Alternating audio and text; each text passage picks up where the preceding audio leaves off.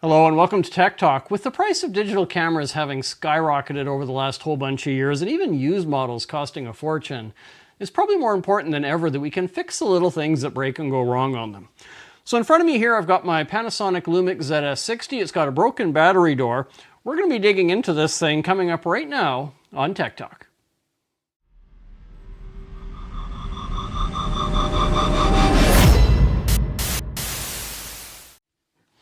So perhaps I should start off with a story about how I came to break this camera. I'm the kind of guy, I am very, very gentle with my camera equipment. I know how much this stuff costs. I love my cameras and I'm so keen on keeping them in good shape. So generally I handle them very, very gently. But I made a little bit of a mistake with this one. I took this one to Cabo San Lucas, Mexico in January along with an action cam because well, it's one of my favorite cameras, and people often say, well, why? Because this is not a high-spec camera. These ZS60s are a very compact little travel camera. It's just a half-inch sensor, so it's a small sensor, but it's got a huge zoom, and it's got really decent optics in it for the kind of camera that it is. And when you consider that, in the day when I bought this, it was just an inexpensive travel camera with a small sensor, it actually takes really good pictures and video. I've always loved it. Between the compact size, the long zoom, it's been super handy. The other thing I like is for video, I can shoot 60 FPS video with a 180-degree shutter at 1/125th of a second, and I can use that in bright sunlight, and the aperture is tight enough and the ISO goes low enough that it will still be properly exposed. I don't need an ND filter. It's one of the few cameras I have that'll do that, and it's the only compact camera I have that'll do that. And because there's no built-in ND filter, it just makes it super useful for video, so it's always been one of my favorites.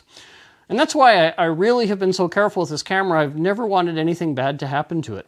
But I did make a boo-boo. I have a little camera case that I had this in. And, being Mexico and being away from home, you're a little bit cautious. So I went out with my action camera because we were taking a boat trip. And I came back to the room, and what I had done is I had taken this camera, put it in this small camera bag, stuffed it up in the safe, which is in the top of the closet. Now, our unit in Mexico had tile floors, and like a dummy, I didn't zip the top of my camera bag. So when I pulled it out, the camera went tumbling out of the camera bag. It hit the tile floor this way. The battery door popped open, like so, and then it came around this way and smack landed on the bottom. And so the hinge for the battery door is all broken. It's barely hanging on by a thread. So, unfortunately, I can't find anything online about how to fix this particular Lumix ZS60 battery door. I've seen it done for similar models. So unfortunately, I kind of have to dig into this and just try to figure it out. The pin for the hinge resides between the front and back halves of the camera body. So I'm going to have to take either the front half off or the back half off, get the pin out, get the spring out. I did find a new door. I was able to get that off of eBay and put it all back together. Now, here's what's a little bit terrifying about this. This is my favorite travel camera. This has been all over the world with me. I still love this camera. I've never worked on a digital camera. I've never had to open one up. Like I say, I'm very careful with my equipment. This is a very unusual accident that I've had. So I really don't know how to do this. And I think it's either going to go spectacularly well or spectacularly poorly. But either way, you're going to be here to see me do it. And we're going to figure it out together, I guess. So let's crack into this thing and let's get working on it. Now, one of the first things that I did with this before I started even thinking about repairing it was I took a look at this little hinge here, and I took my smartphone out. I took a very detailed picture of both the hinge and the spring.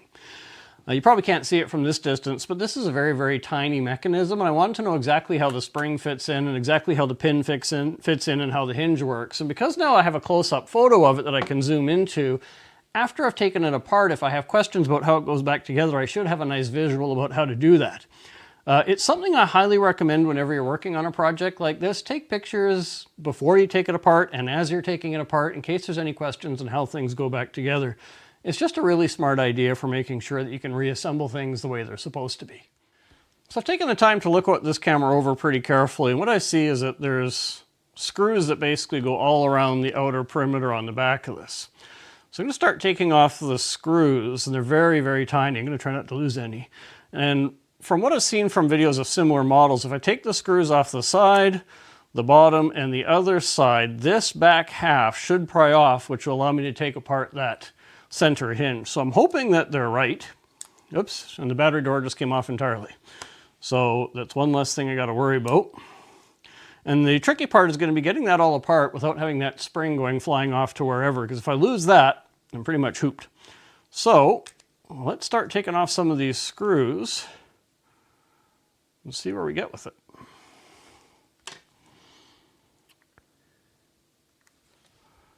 And of course, my eyes being what they are, these screws are super hard to see.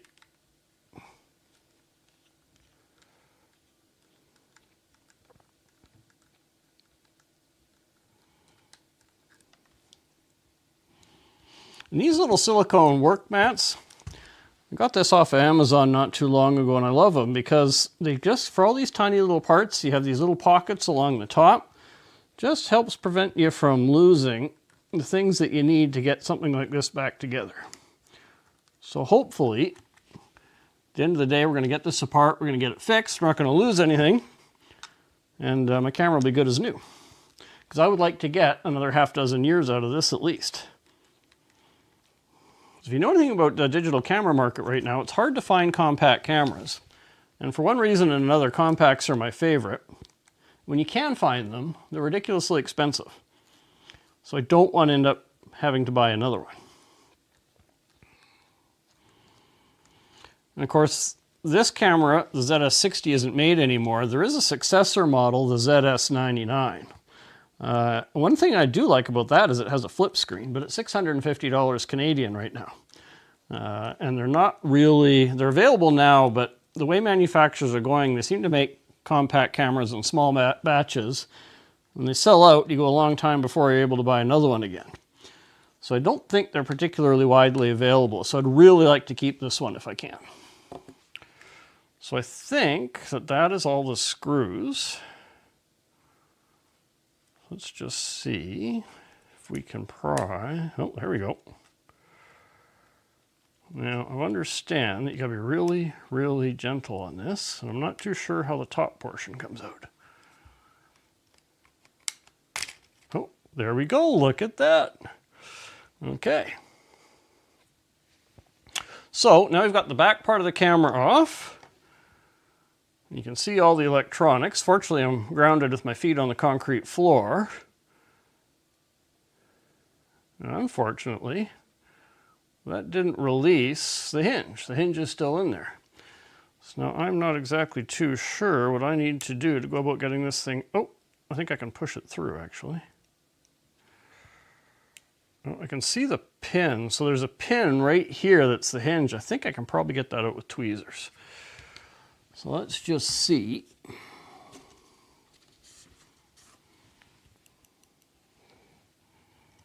I'm going to hold on to the spring because I don't want the spring taken off on me. Okay, there's the pin out. And there's the spring and the hinge.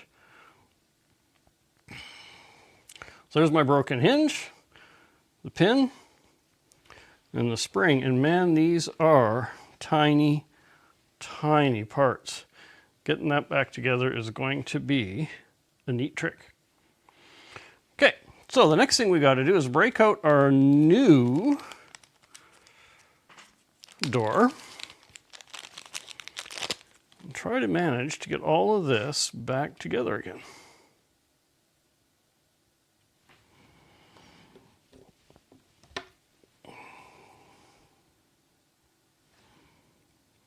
I think first is the spring.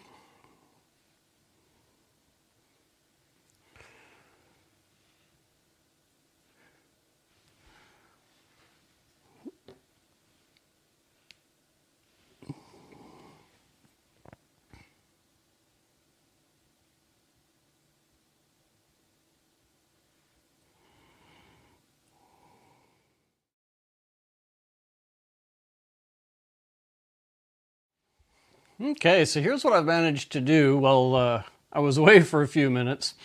This tiny little hinge that holds this door on is basically a pin that goes through the body. It holds onto the door, and between the mounts on the door, there's a spring.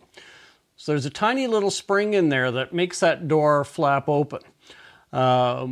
And so what I've been doing is I've been trying with my fat fingers and my bad vision to try to get that little spring in and the pin through, because the pin has to go through the camera body, the door hinge, and the spring all at the same time. And of course that spring is under tension, and I finally did get it. And what it really took was I had to use a pair of tweezers to hold it there, push it in with my other hand, and just try to get the first couple of loops and then gently work the spring onto the pin. It is very, very small.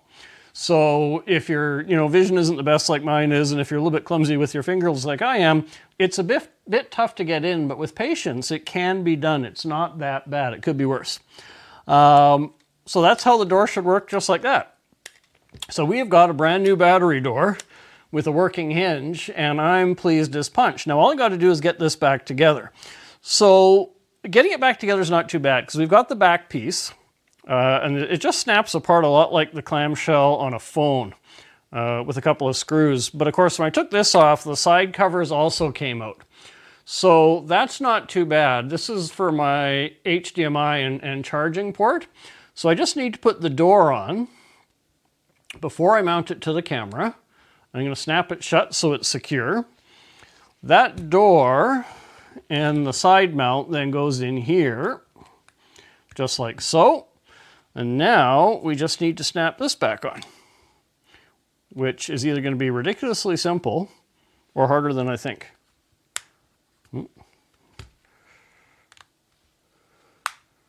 Oh, perfect. Look at that. Ridiculously simple. So if you have to do a repair like this yourself, the bodies of these are a lot like a cell phone. With a cell phone, you flip it over on its face and you kind of pry around the edge with a paddle or whatever.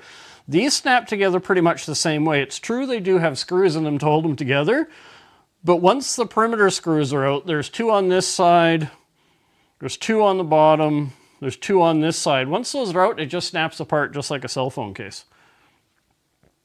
And once the body is snapped in and screwed in, that's what retains the pin and keeps the pin for the door hinge from falling out. So let's go ahead and get these screws back in, and the trick now is going to be get all the screws in without losing one. We'll lock the door so it's not flapping around. We'll make sure everything's secure and snapped in place properly. Okay, now let's see what we can do with these screws. These are black screws on a black body, so again, they weren't made to be easy to see. And just like any other machine screw, what I recommend doing is always put the screw in the hole and back the screw up until you hear it go click and then go forward. And what that does is it makes sure the threads are engaged properly so you're not stripping them. And of course, these are tiny, tiny screws. You do not want to put a lot of torque on them. You don't want to wrench down on these things like they're lug nuts on your car. You just want them snug, that's it. And what I tend to do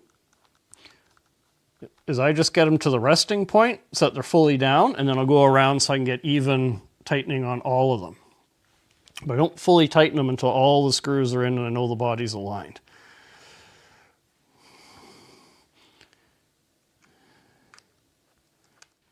So now you're going to want to know, I'm sure, whether I messed it up or if this thing works. So I'm going to put a battery in it. Let's see what we got.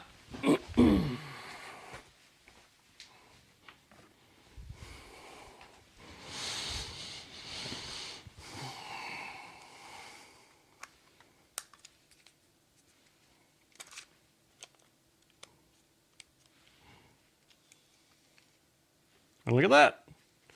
Ta-da! If you're wondering about the flashing warning, it's not a problem. It's just there's no memory card in it because I took that out ahead of time.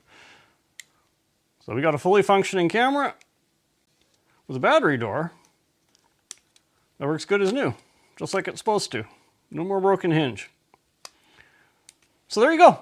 That's a Lumix ZS60, good as new, back in operating condition without too much drama. Yes, it was a little bit fiddly, but it wasn't too bad actually. It's pretty straightforward taking these apart if you're not doing anything major. I'm sure getting into the guts and having to replace electronics would be different.